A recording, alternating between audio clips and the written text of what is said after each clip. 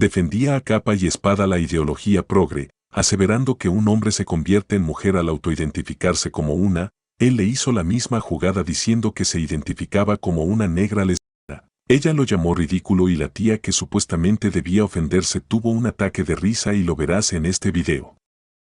Durante un programa en vivo del conocidísimo Piers Morgan, una tía pro LGBT defendía las famosas ideas arcoíris, pero luego se contradijo y verás cómo Piers y su invitada la destruyen. Mira el video completo y dime si Morgan y la tía que ves en pantalla tienen razón o no. Okay, why can't I identify as a black? This is called domination! Well, firstly, I mean, it was. Well, I'm serious. I'm serious. If I can identify as anything without any need to prove I'm actually what that is, why can't I on International Women's Day say I'm Piers Morgan, I'm a black? I think taking it to a kind of absurd status, I think we're that's talking what, about quite a with strong respect, I think that change. you'd already opened the absurdity door by saying it is limitless. You can do what you like. Anyone can say, I'm a woman. So I simply ask you, why can't I? I mean, this point kind of ridicules people to an extent. Actually, I think what you said ridicules people.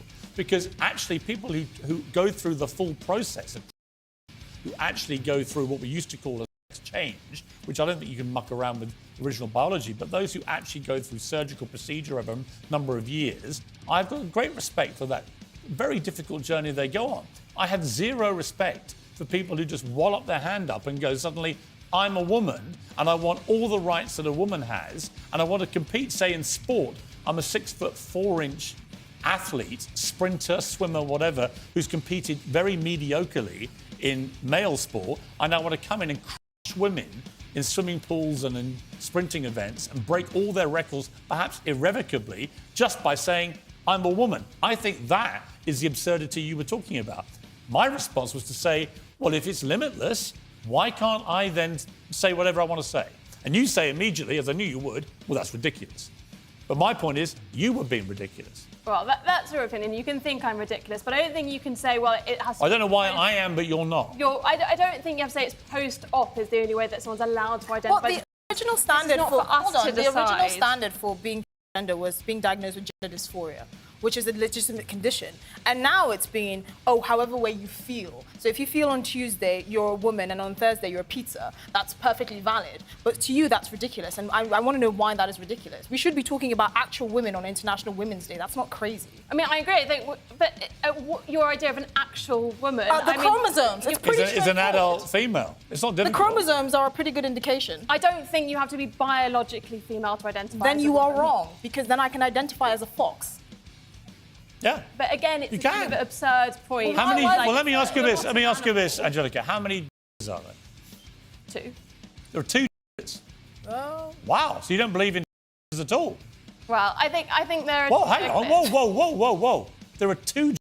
Well, it's taught in... Well, why do you say well? You've literally just launched this huge defence of now you've eradicated it. I think If there are 2, you mean male and female, right? There's gender fluidity. I will... Fluid between what? Between what? Between different identities, and we can choose different You identities. see how difficult this is, though? But it is difficult, but I think making... But it's not difficult until you make it difficult. You see, the BBC has done teaching videos to 11 and 12-year-olds where they say there are 100 genders. One of them was astro, which is an affinity with the stars and the galaxy. My response to that on the last show I did was to say, well, in that case, I identify as a two-spirit penguin. I was then told I was being ridiculous, but I made the same point. The ridiculousness is the BBC teaching kids there are 100. There aren't. It is absurd. Piers usaba la misma lógica que usaba la tía progre. No entiendo por qué ella pensó que lo que él aseveraba era ridículo. Los progres aseveran que existe una ilimitada gama de géneros, por lo que no sería sorprendente que, en los próximos segundos, minutos, horas, meses, años, etc., aparezcan cosas más extrañas. Actualmente, con tan solo decirlo, tú ya eres lo que has mencionado con lo que te autoidentificas.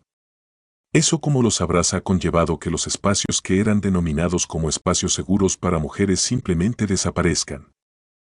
Los espacios seguros para mujeres se refieren a lugares o entornos diseñados para proporcionar un ambiente seguro y acogedor específicamente para mujeres.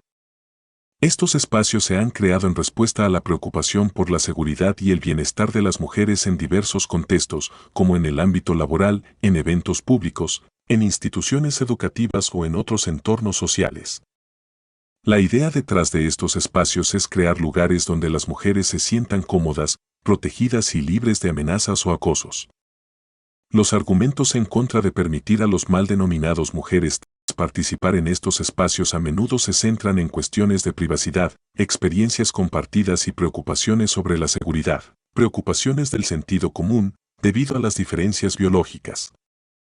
La presencia de estos señores podría hacer que algunas mujeres se sientan incómodas o vulnerables y estoy muy seguro de que no solo se sienten así, sino que ya han sufrido daños, en especial en las cárceles.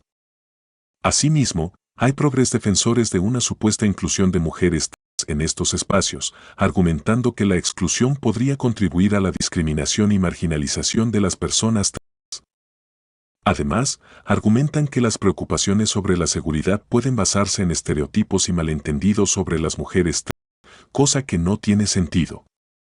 Y de seguro, al igual que yo, tú pensarás: ¿y si mejor creamos un baño adicional para personas que se autoperciben de otra manera?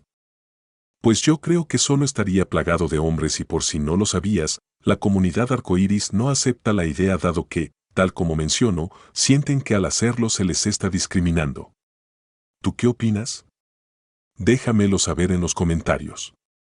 Y aquí culminamos con este video. Si te gustó, dale like, comenta el video y compártelo. Gracias, hasta luego.